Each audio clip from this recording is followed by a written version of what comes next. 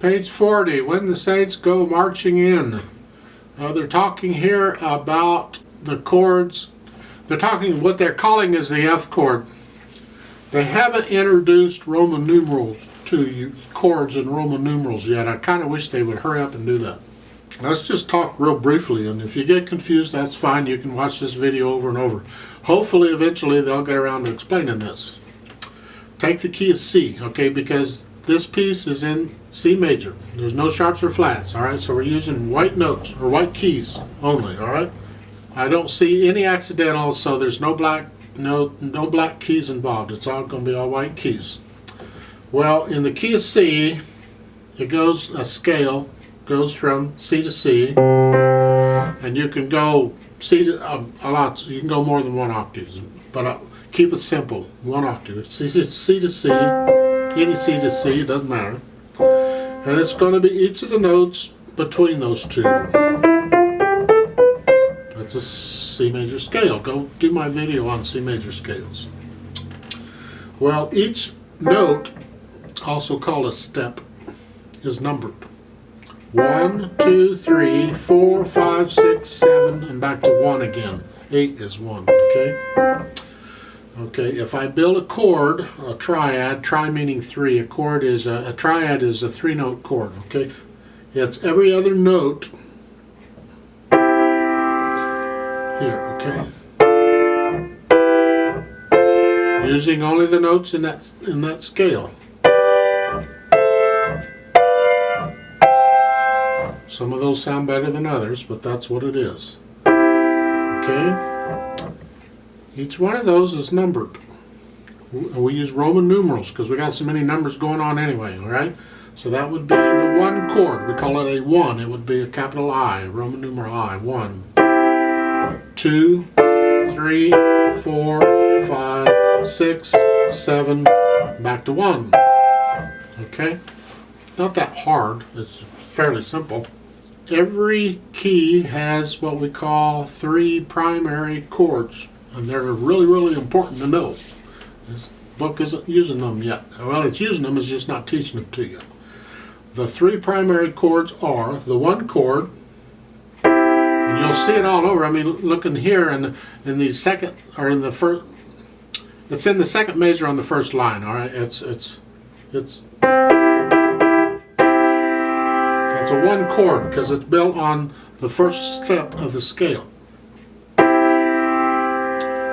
We've had the D7, or the D7 chord, or the 5/7 chord, or have they called it a 5/7 chord? I don't know. It's a G7 chord is what we call it. In the key of C, that G7 chord is called a 5/7 chord. It's one of the primary chords. 1 and the 5/7 chords, that's 2 of the 3, okay? And that's because the chord is built on the 5th step of the scale. So if I go 1, 2, 3, 4, 5, G, and I go every other one, I get that. And a 7th simply adds 1 more note because that is an interval of a 7th. Remember intervals?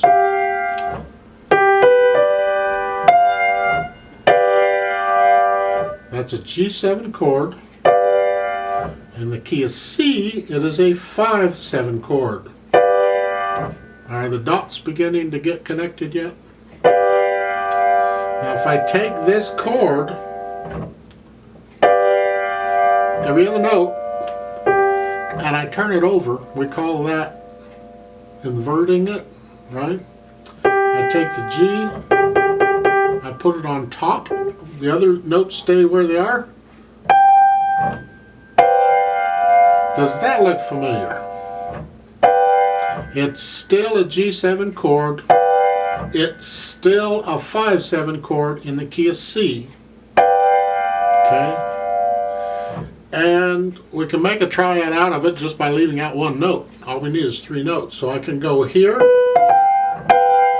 Very common, you'll get those 3, or I can go here. Doesn't matter. It's the same chord.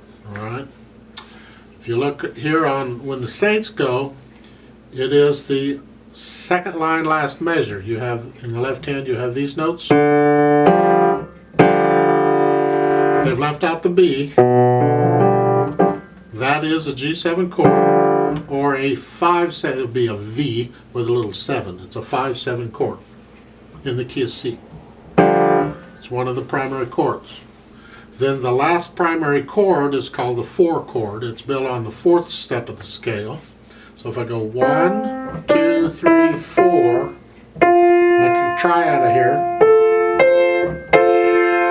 Happens to be an F chord, right? Well, it's a 4 chord in the key of C. And that's what they're talking about up at the very top. It's got an F above it. Well, if I take that C and I put it on top, see, it doesn't change the identity of the chord. I mean, it's still an F chord or a 4 chord in the key of C. The 1, the 4, and the 5/7 chords are the 3 primary chords in any key. If you're going to improvise, you got to know them. You can use any inversion. An inversion is just turning it over. I take C and I turn it over and here. Turn it over again, I'll take the E and put it on top. So I can do that. As I play the same notes, it's the same chord, right? Same thing with any of these others. The F chord. 5/7 chord, if I'm using all 4 notes, and I get more inversions because there's 4 notes instead of 3. Let's start with here.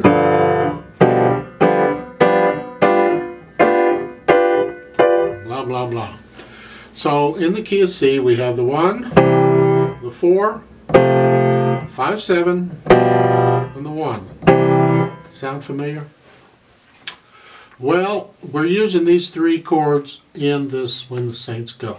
You got the 1 chord in the first line. You got the 5/7 chord at the end of the second line and the beginning of the third. You got the 4 chord at the end of the third line and the beginning of the fourth. And that blah, blah, blah. You get them? They don't have the Roman numerals underneath. They would be underneath, the Roman numerals identifying the chords. They do have the name of the chord above so the guitar players can play it.